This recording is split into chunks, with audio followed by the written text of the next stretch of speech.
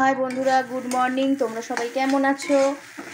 তোমরা নিশ্চয়ই সবাই খুব ভালো আছো, আর আমরাও ভালো আছি। যদিও খুব গরম পড়েছে, কিন্তু খাওয়া দাওয়া তো আর বন্ধ যাবে না। তার মধ্যে আজকে হলো শনিবার, ওর বাবার ছুটি আছে আজকে, তো তাই ভাবছি সকালবেলা একটুখানি ঝাল সুজি করে ফেলি। তো ঝাল সুজি করছি,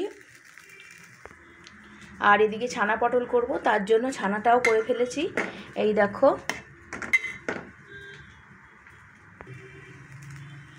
তাহলে চলো সুজিটা পুরো কমপ্লিট করে ফেলি। সুজি অলরেডি হয়ে গেছে, একটু ঘি দিয়ে দিচ্ছি।